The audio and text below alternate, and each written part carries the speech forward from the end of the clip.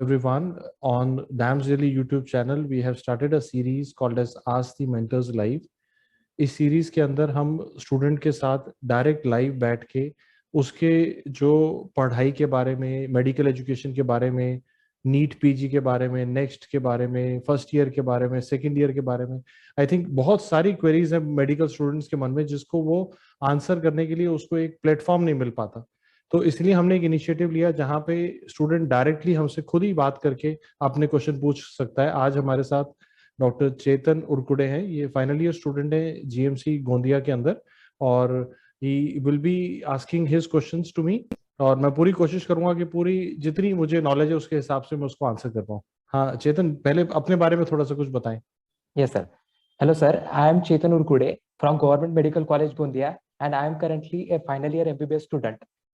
Sir, sir, as we know, our 18 batch is the first batch which are going to face the next exam.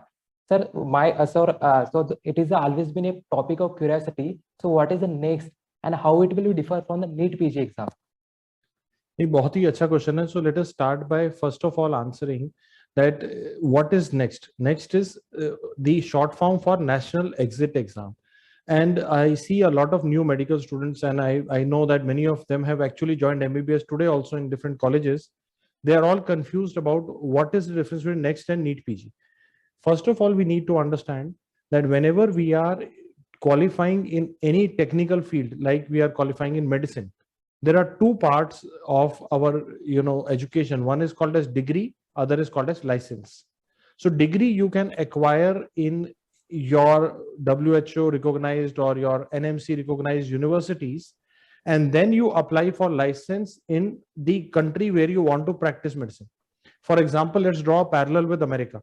Suppose you study anywhere in the world and you are in the World Medical Directory of medical colleges, and if you want to apply for to practice in America, you have to give their licensing exam. So you have a degree already, but you need a license to practice medicine in America. In India, so far the license was given directly after degree without taking any exam. Now the current government is now wanting, as the NMC is concerned, they want to introduce a licentiate exam called as exit exam in India, which will serve as a licensing exam, common window both for Indian graduates as well as foreign graduates. So if you do your MBBS, you get your degree in India or in NMC recognized colleges abroad, you can come back and give the next exam and get the license to practice medicine. So first difference between next and NEET PG is NEET PG is a optional exam. है चेतन, I hope आप समझ पा रहे हैं। NEET PG आपकी मर्जी पे है, आप चाहते हैं कि मुझे पीजी करनी है तो आप नीट पीजी दे सकते हैं, लेकिन नेक्स्ट एक कंपलसरी एग्जाम है। I hope you see the biggest difference है, ये कंपलसरी एग्जाम है। दूसरी बात, अब क्योंकि the government initially had an idea that they will do next separate and a NEET separate, so that PG entrance का भी एग्जाम हो, लाइसेंसिंग का भी एग्जाम हो। Then many student bodies approached the government and they said that कि ये ज्यादा हमारे पे burden आ रहा है, इसको common exam कर दो। So then it was decided that on the basis of next score itself, जो next का score होगा आपका, खासतौर पे जो part 2 का, जो clinical वाले part का paper होगा, that will be taken as the score on the basis of which your PG seat will be assigned.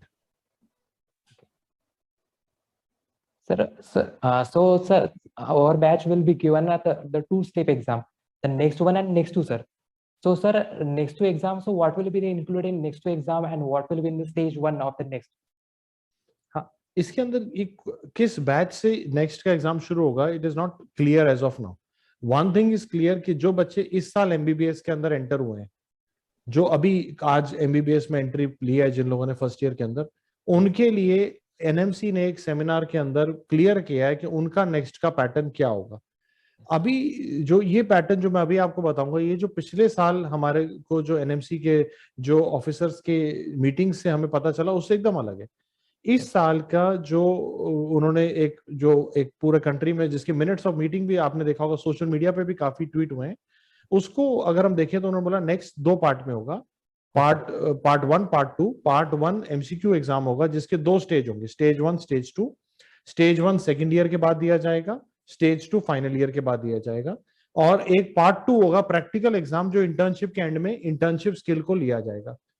ज्यादातर पेपर पास फेल होगा, केवल जो पार्ट 2 का पेपर होगा, जो क्लिनिकल वाला पेपर है, उसके अंदर जो स्कोर दिया जाएगा जिससे पीजी की सीट मिलेगी।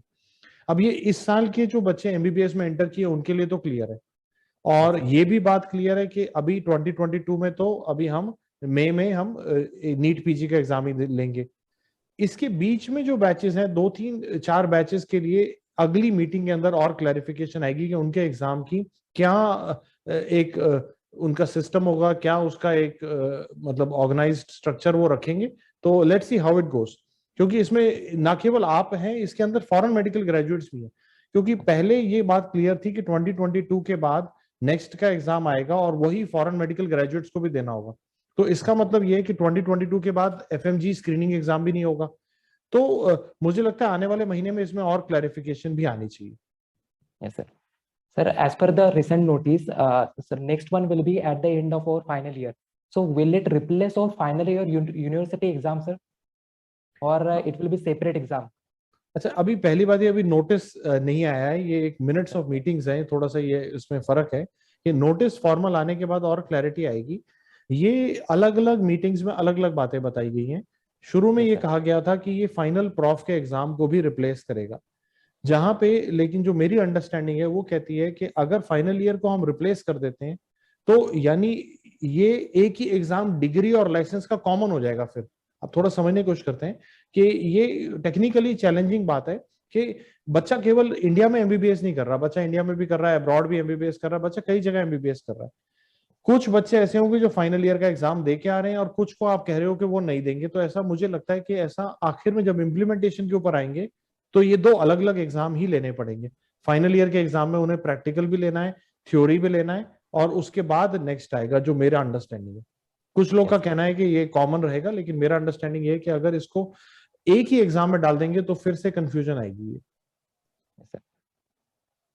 सर सर इट इज मतलब नोटिस में आया सर कि कुछ क्वेश्चन हो गए कॉम्प्रहेंशन बेस्ड, कुछ प्रॉब्लम सॉल्विंग बेस्ड हो गए, एंड कुछ रिकॉल बेस्ड हो गए। Sir will you please elaborate such a type of terminology? बिल्कुल। अब ना इसके अंदर हमें ना इसका जो बेसिस है वो समझना है कि इसका बेसिस है एनएमसी ने जो, और बल्कि पूरे इंडिया में जो एजुकेशन की पॉलिसी है, इसको हम अगर देखें इसके पिछले 2 साल के अंदर इसमें बहुत ही रेडिकल चेंजेस आए हैं। अगर हम देखेंगे नेशनल एजुकेशन पॉलिसी के अंदर जो स्कूल का, ग्रेजुएशन का, एमए कैसे, बीए ग्रेजुएशन कैसे करनी है, स्कूलिंग का क्या सिस्टम होगा, सब चीजों को बदला गया है। उसी तरह से मेडिकल एजुकेशन के अंदर भी बहुत सारे चेंजेस को प्रपोज किया गया है, जिसमें से इंपॉर्टेंट बात यह है कि एग्जाम को अब जो लर्निंग है जो बच्चे की, जो फर्स्ट ईयर एमबीबीएस ऑनवर्ड, वो competency based medical education curriculum, जो सीबीएमई करिकुलम से होनी चाहिए, जिसमें उसको अर्ली क्लिनिकल एक्सपोजर हो। यानी बच्चा जो है शुरू से ही उसको हम जो मतलब हर बेसिक साइंस की बात की क्लिनिकल रेलेवेंस बताएं। अब उसी बात से अगर हम एक्स्ट्रापोलेट करेंगे तो आपके क्वेश्चन का आंसर भी मिलेगा कि अभी तक के पेपर्स में देखा जाता था कि अभी 1-2 साल से काफी इंप्रूवमेंट है, लेकिन पहले अगर हम देखें आज से 3 साल पहले, 4 साल पहले के पीजी एंट्रेंस के एग्जाम देखेंगे तो बहुत सारे फैक्चुअल क्वेश्चन आ जाते थे कि वो इसका वेट बताओ, इसका ईयर बताओ। तो जिसको आपने भी देखा होगा, बच्चे भी बड़े नाराज भी रहते थे कि इस तरह के क्वेश्चन नहीं आने चाहिए, और ज्यादातर एजुकेटर्स भी इस बात को नहीं पसंद करते थे। और वो एक उसके कारण आप देखेंगे एजुकेशन सेक्टर के अंदर भी कई लोग खाली निमोनिक ही बताने लग गए कि एमबीबीएस कर रहे हैं तो निमोनिक ही पढ़ लेते, क्योंकि एग्जाम का स्ट्रक्चर ऐसा था। लेकिन अब क्योंकि हम सारी बात को, सभी बेसिक साइंसेस को क्लिनिकली ओरिएंटेड बनाना चाह रहे हैं, तो इसका मतलब जो क्वेश्चन भी आएंगे वो क्लिनिकल स्टाइल में आएंगे। मेरा ये मानना है प्रीडोमिनेंट क्वेश्चंस के अंदर एक क्लिनिकल विनिएट थीम रहेगा। क्लिनिकल विनिएट थीम मतलब होता है कि एक पेशेंट है, उसके कुछ साइंस है, कुछ सिम्टम्स है, कुछ इन्वेस्टिगेशन की फाइंडिंग्स है, उसके ऊपर आगे मैनेजमेंट है कि अगला स्टेप है, ये सब पूछा जाएगा। इस तरह से क्वेश्चन होंगे, बहुत लंबे नहीं होंगे, क्योंकि ट्रेडिशनली आज से मैं पिछले 22 साल से मैं एजुकेटर हूं, तो अगर मैं देखता हूं इंडिया के अंदर कभी भी क्वेश्चंस यूएस एमएलई या अमेरिका के एग्जाम्स जितने लंबे कभी भी नहीं पूछे गए। तो मुझे लगता है वो पैटर्न अभी भी रहेगा कि उतना लंबा नहीं पूछेंगे, क्योंकि वो थोड़ा हमारे कल्चर से ही अलग है, मतलब उतना लंबा क्वेश्चन हमारे यहाँ नहीं पूछे जाते। तो मुझे लगता है क्वेश्चन क्लिनिकल होंगे, लेकिन उतने लंबे भी नहीं होंगे जितने आप यूएसएमएलई के पैटर्न वगैरह में देखते हैं। Sir, we heard that, sir, the most of the weightage is given to clinical subjects, sir. So what will be our approach while dealing with the paraclinical as well as preclinical subject while preparing for next exam, sir? इसमें थोड़ा बेटा अभी मैं अभी आपको कहूंगा कि अभी आप सारे 19 सब्जेक्ट्स पढ़ें, अभी आप कंफ्यूजन में ना आए, क्योंकि अभी दो अलग अलग बातें हैं जो फ्लोट हो रही हैं। दोनों ही गवर्नमेंट बॉडीज की तरफ से इनिशिएटेड थी। एक उन्होंने 2021 में, 2022 2020 में बताया, एक अभी बताया, जिसके अंदर थोड़ा फर्क है। तो क्लिनिकल सब्जेक्ट्स की वैल्यू ज्यादा है, इंपॉर्टेंस ज्यादा है, ये बिल्कुल तय है बात। लेकिन हर बार ये बताया गया है कि बेसिक साइंसेस भी पूछे जाएंगे। तो इसका मतलब ये हुआ कि अगर हमें क्लिनिकल ज्यादा पूछना है लेकिन बेसिक साइंस भी पूछनी है, तो इसका मतलब है कि we are transitioning from subject wise learning to system wise learning. मैं आपको समझाता हूँ सिस्टम वाइज लर्निंग का क्या मतलब होता है। ये बाहर के देश में बड़ा ही नॉर्मल बात है, यूरोप में, अमेरिका में इसी तरह से डॉक्टर पढ़ते हैं कि इंडिया में ना एक आर्टिफिशियल डिवीजन बना दिया गया कि एक जगह आप कार्डियक एनाटॉमी पढ़ रहे हो, फिर आप हार्ट की फिजियोलॉजी पढ़ते हो। तो जहां एनाटॉमी फिजियोलॉजी का लिंक है, जिसको हॉरिजॉन्टल इंटीग्रेशन कहते हैं, कई बार बच्चा समझ नहीं पाता, फिर आप उसी की पैथोलॉजी समझते हो और उसको बाद में उसकी बीमारी और उसकी सर्जरी देखते हो। अब अगर आपको ये रिवर्स कर दिया जाए, जैसे आपने, अगर आप हमारे स्टूडेंट रहेंगे तो आप देखें जिस तरह से डांस का रेगुलर क्लासरूम का हमारा शेड्यूल रहता है, कि हमने उसको पूरा इंटीग्रेटेड ही बना दिया कि आज सैटरडे संडे में कार्डियोलॉजी पढ़ेंगे, मंडे में कार्डियक एनाटॉमी पढ़ेंगे, फिर कार्डियक फिजियोलॉजी पढ़ेंगे, फिर कार्डियक पैथोलॉजी। इस तरह से हम कार्डियक फार्मा, मतलब चीजों को, सिस्टम को एक ही साथ खत्म कर देंगे। मुझे लगता है कि आने वाले टाइम में अगर बच्चा इसे सिस्टम वाइज सोचेगा तो उसका ये डर खत्म हो जाएगा कि ये सब्जेक्ट आना है कि नहीं आना, क्योंकि आखिर मेडिकल साइंस में सब कुछ जुड़ा हुआ है आपस में।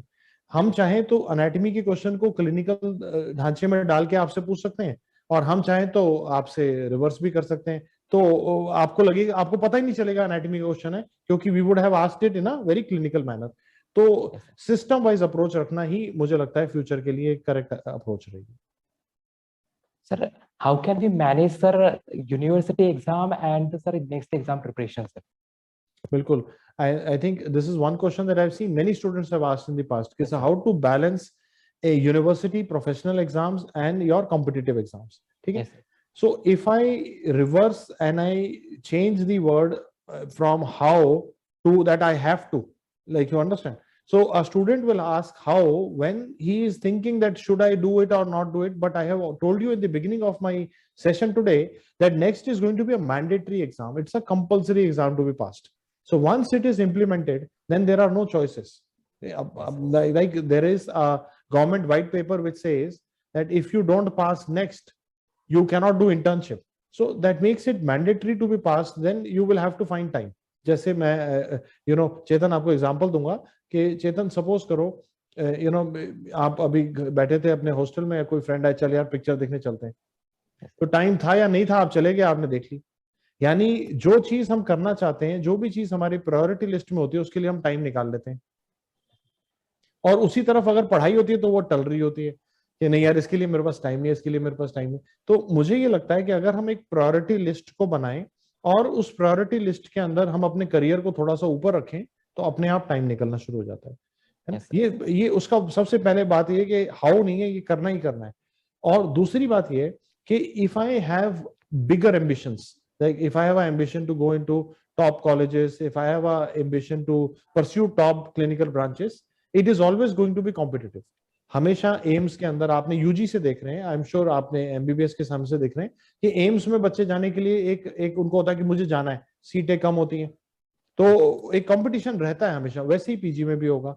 So if something is sought after, if a position is sought after, you will have more applicants, then you have to score higher than others.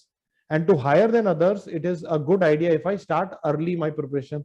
And if I may, like one of the things that I always advise students is that do not delay your PG entrance preparation till the last year, because then you will have to do 19 subjects in 6 months, 8 months. But if you spread it over a period of time, it becomes easy to distribute. So it is always a good idea to start early. Yes, sir. Sir, most of the students like us, sir, start preparing from third year. So what will be the next strategy, sir, for preparation while dealing with the final year, sir? So definitely, I would always emphasize that in our current pattern of NEET PG, as well as proposed pattern of next, third year and fourth year subjects have more value and more volume also. Like Yes, it takes much longer to read medicine as compared to if you compare it with microbiology or if you compare it with physiology book, because the books are very big and the quantum of information is more, number of yes, sir. questions asked will also be more. Yes, So sir. it has to be the access has to be clinical subjects, and then read the basic sciences integrated with those topics instead of reading basic sciences cover to cover. In your third year and final year, you should only go back to relevant basic sciences. Just like I told you that how we do it in DAMS right now is, if I do a respiratory medicine class, then you do a respiratory physiology class after that, just to get a link between the two subjects. Okay, so that your primary focus is on clinical subjects and you are using pre-paraclinicals to integrate the concepts around it. Yes, sir. Sir, how can we manage, sir, app-based learning and the textbooks based? मतलब sir standard reference books को हम कितना weightage दे सकते हैं अपने time के weightage में, और सर कितना वेटेज देंगे हम ऐप बेस्ड लर्निंग को? देखो, at DAMS, I am of the opinion, and I have been telling this, I think, for last 2 decades to students and all my teachers, कि standard textbook is something which is going to talk to you, and मुझे ऐसा लगता है कुछ ऐसी किताबें होंगी जो आप पूरी जिंदगी अपने पास रखना चाहेंगे. जैसे आई एम श्योर आप जो फर्स्ट ईयर के अंदर आप आए होंगे, आपने गेनोंग लिखा होगा, गाइटन आपको बहुत खूबसूरत लगी होगी किताब, या आपने रॉबिन्स की पैथोलॉजी की किताब देखी होगी. These are very beautifully written books, and these are some books that I am sometimes I'm not even able to part, मैं किसी को दे ही नहीं पाता. मेरी रॉबिन्स में अपने पास रखता हूँ, मैं देता ही नहीं किसी को. इतने साल हो गए लेकिन रखी हुई है मैंने, तो बिकॉज खूबसूरत किताब है. तो although in today's era of e-learning, what has happened is lot of people are proposing and they're saying that one day everything will replace the textbooks. I beg to differ, because there is definitely, especially in a highly specialized science like medicine, like a course like MBBS, you need to have those standard textbooks. So what we are now proposing to even to our app-based learners, that whenever you are learning live with us, suppose you are doing neurology class with us, so during the class teacher will often tell you कि ये epilepsy वाला part Harrison से पढ़ना है, ये dementia को देखना है, and you can go back retrograde and see those parts from the textbooks. Because if you once you start referring to it, it is addictive. You will also start forming more and more well-rounded concepts. आप जैसे आपने बच्चे senior से school की तरफ से वापस जाके देखते हैं, जब हम स्कूल में भी थे, तो जब आप नीट यूजी की तैयारी कर रहे थे, तो उसका जो एक्सेस था, आखिर में उसका एक्सेस जाके एनसीईआरटी की किताब पे आ रहा था कि एनसीईआरटी की किताब को तो समझना ही पड़ेगा और उसके आसपास जाना पड़ेगा. उसी तरह से स्टैंडर्ड बुक्स हैं. अगर मैं एमबीबीएस की स्टैंडर्ड बुक्स को देखूं, जो मुझे लगता है जो बहुत इंपॉर्टेंट है, फर्स्ट ईयर में I think गेनोंग is one standard books which makes so much sense later on. जब आप इंटर्नशिप खत्म करने के बाद गेनोंग को खोलोगे ना, तो आपको लगेगा यार पूरी मेडिसिन तो मैंने फर्स्ट ईयर में पढ़ ली थी, ध्यान क्यों नहीं दिया. दूसरी है रॉबिन्स पैथोलॉजी, बहुत इंपॉर्टेंट किताब है, जो मैं हमारे प्री फाउंडेशन के बच्चों के साथ या सेकंड ईयर ट्यूशंस के बच्चों के साथ मैं बोलता हूँ, हमारे साथ में ही आप रॉबिन्स को पढ़ लो क्लासेस के साथ में. थर्ड ईयर के अंदर पार्क्स पीएसएम बहुत इंपॉर्टेंट है. ये बात हो सकता है आपको अच्छी ना लगे, कई बच्चे कहते हैं सर पीएसएम बहुत बोरिंग है, बहुत बोरिंग है, लेकिन स्कोरिंग बहुत है, बहुत आएगा उसमें से पेपर में. एंड फाइनल ईयर में बेली एंड लव, हैरिसंस, ये मुझे लगता है स्टैंडर्ड टेक्स्ट. बाकी छोटे सब्जेक्ट्स जो होते हैं उसमें काफी हद तक चीजें जैसे रेडियोलॉजी है, डर्मेटोलॉजी है, ऑर्थोपेडिक्स है, फोरेंसिक है, जो हमारे ये जो शॉर्ट सब्जेक्ट्स हैं, ये काफी चीजें जो क्लास में कवर होती हैं वो एक्चुअल में यूजी टेक्स्ट बुक से ज्यादा ही कवर हो जाती है. तो आप इनको आप इस तरह से आप एक प्लान बना सकते हैं. और इन्हीं सब किताबों के साथ एक किताब का नाम मैं और लेना चाहूंगा जो मुझे लगता है सभी बच्चों को मदद करेगा, नेटर्स एटलस. जो एनाटॉमी की नेटर्स एटलस आती है, उसको अपना कंपेनियन बना लीजिए. एमबीबीएस बच्चे के लिए सबसे बड़ी जो प्रॉब्लम आती है शुरू से ही, कि ओरिएंटेशन नहीं है उसको. वो याद कर रहा है, उसको ओरिएंटेशन नहीं है कि पोस्टीरियर है, एंटीरियर है, लेकिन उसको क्लियर नहीं है कि कहाँ पे है. मतलब उसको रटा हुआ है कि ये नर्व उसके पोस्टीरियर जा रही है, लेकिन उसको पता नहीं कहाँ पे है. तो वो ओरिएंटेशन अगर वो बनाना शुरू करेगा विजुअलाइजेशन से, वो आप एनाटॉमी पढ़ते समय, सर्जरी पढ़ते समय, if you open Netter's Atlas and if you start visualising, it will become a habit which will help you to retain this ability even when you become a big famous surgeon. Yes, sir. Sir अभी आपने बोला कि मतलब surgery के लिए Bailey's and Love अच्छी book है, लेकिन sir if you are seeing the Bailey's and Love, it is very thick books, So how class can के we साथ manage पढ़ना है, all? उसको क्लास के साथ पढ़ना है। माने जैसे Yes, उसको बेली एंड लव और हैरिसन के लिए जो क्रिटिकल बात है कि उसको क्लास के साथ पढ़ना है। ये yes, sir. बड़ी किताबें इवन एमडी एमएस करते हुए बच्चे भी हैरिसन और बेली एंड लव पढ़ते हैं। तो अगर जो बच्चा एमबीबीएस कर रहा है, अगर वो अपने आप कवर टू कवर पढ़ता है, तो उसमें से काम की बातें मिस हो जाती है। Yes, sir. मेरा जो रिकमेंडेशन है कि क्लास के साथ करो। जैसे सर्जरी में सपोज इसोफेगस और आपने स्टमक आज क्लास में पढ़ा, तो अब आप उसको जाके बेली से साथ में कर लो। तो लेकिन ये सिर्फ पहली बार पढ़ने के लिए। जब आप इंटर्न बन जाएंगे, जब आपका एग्जाम हो रहा है या आपका नेक्स्ट का या नीट का एग्जाम है, तब सिर्फ नोट्स पढ़ेंगे। ये मैं दोबारा समझाना चाहता हूं कि टेक्स्ट बुक्स को आपने प्रॉफ के समय पे पढ़ना है, Yes, एंड में जाके सिर्फ नोट्स को मल्टीपल टाइम्स रिवाइज करना है। sir. Reading the books is always a very important part. So, but also a assessment what we are learn by the solving the MCQ is also important part. So, sir, how can we manage the time between the sir reading books and solving MCQ, and what is the role of TND, and how can we approach the TND when we will start solving the TND? बिल्कुल ठीक बात है। देखो, दो बातें, मैं इसको दो पार्ट में डिवाइड करूंगा। पहली बात ये कि अगर हमें ये पता है कि हमारा एग्जाम फाइनली एमसीक्यू पैटर्न में होना है, then we need to learn the art of MCQs. जैसे मतलब अगर मैं थ्योरी कर रहा हूँ, एमसीक्यू नहीं कर रहा, तो मैं आधी तैयारी कर रहा हूँ, आधी मेरी रहेगी, मुझे एमसीक्यू तो करने पड़ेंगे।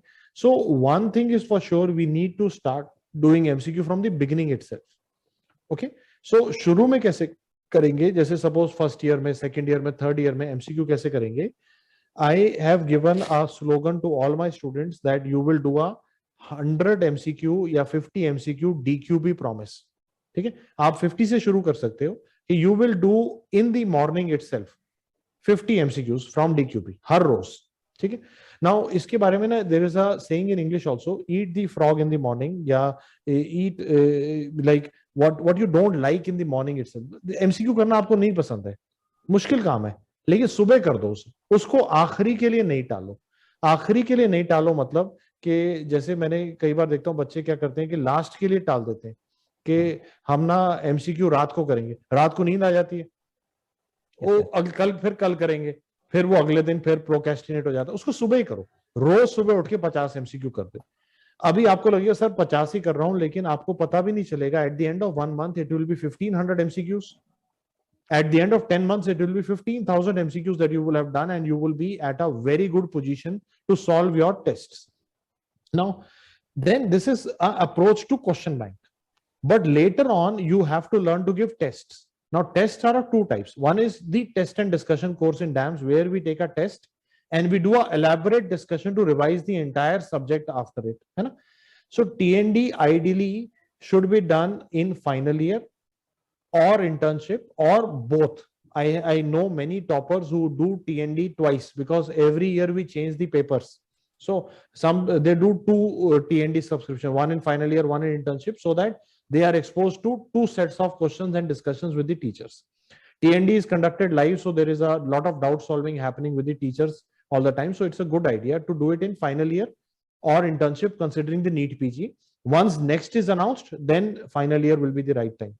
Okay, and I also want to add a line here is, do not forget the value of giving grand test also. So when you become final year or you enter maybe 5-6 months into final year, once you've done your 19 subjects, start giving grand test also, because more tests you will give, more you will learn the art of giving test, art of approaching your mistakes, and then you will make less mistakes in the final exam, है ना? So the goal is, हमारा सबका गोल क्या है?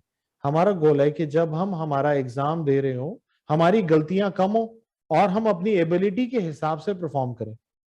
असली competitive exam में बहुत सारे बच्चे जो काबिलियत रखते हैं उतना रैंक नहीं ला पाते, क्योंकि वो गलतियां कर देते हैं, जिसको हम सिली मिस्टेक्स कहते हैं। And to reduce them, I need to develop my MCQ skill. I have explained step by step how to develop MCQ skill. Start by DQB promise, go on to TNDs, then go on to grand test. After every test, evaluate your mistakes and find out why it is happening. If you think something is happening again and again, if you think कोई गलती बार बार हो रही है, then write it in your wrong copy. Maintain a wrong copy, उसमें लिख दो यार ये मैं बार बार गलत करता हूँ, इसको लिख लेता हूँ ताकि एंड में रिवाइज कर लूं। Okay, so that should be your approach. Sir, I think we have covered, sir, all the topics, and now I know how should I go about my studies, sir. Sir, thank you very much, sir, for taking your precious time, sir. Thank you, Chetan. Thank you, Chetan, for coming live on this channel to ask your queries. And it has been my pleasure to answer your queries. आपने बहुत ही important question पूछे हैं और मुझे लगता है आपके question से आपने एक तरह से बहुत सारे लोगों के क्वेश्चंस को वॉइस किया है, जो बहुत सारे लोग पूछ रहे हैं. तो आई थिंक इससे सॉल्व होगा. और एक चीज मैं एंड में आज कहना चाहता हूँ कि I see a lot of students getting bothered by कि नेक्स्ट आएगा तो क्या होगा, नीट पीजी होगा तो क्या होगा. मैं उसका एक लाइन में आपको जवाब जरूर देना चाहता हूँ कि चाहे नीट पीजी आए चाहे नेक्स्ट आए, क्या उसमें ज्योग्राफी आएगी, क्या उसमें फिजिक्स आएगी? नहीं, उसमें आपका मेडिकल साइंस ही आना है. तो जो आज पढ़ रहे हो उसको तो मत टालो. I keep seeing students who get confuse, sir मैं जब पता चलेगा तब से पढ़ूंगा. भाई जब पता चलेगा तब से पढ़ेगा. तो कभी कभी गवर्नमेंट हमारे यहाँ पे बहुत लास्ट मोमेंट में अनाउंसमेंट्स लाती है, तो तैयारी कैसे होगी? So at the end of the day we all know कि पूछने का तरीका बदल सकता है, लेकिन मेडिकल साइंस तो वही है ना. वही एनाटॉमी है, वही फिजियोलॉजी, वो मेडिसिन के कॉन्सेप्ट्स हैं, वही एसिड बेस बैलेंस है, वो रीनल फेलियर के टाइप्स हैं, वो सब जानना तो है ही हमें ना. So let us stop getting bothered by, और लेट अस स्टॉप यूजिंग कि next will come as a excuse to delay my study. ऐसा मत करें कि मैं जब पता चलेगा तभी पढ़ूंगा. वो गलतियां हो सकती है क्योंकि उस समय हो सकता है टाइम कम मिले. सो इट इज इंपॉर्टेंट कि आना तो मेडिकल साइंस ही है, कॉन्सेप्ट बनाते हैं, एमसीक्यू प्रैक्टिस करते हैं. You can never go wrong on this. I wish you all the best, Chetan. I wish you all the best, beta. God bless you, and stay in touch and do let me know if you have any more queries. We will come back again live and take your queries again. Best of luck, beta. Thank you, sir.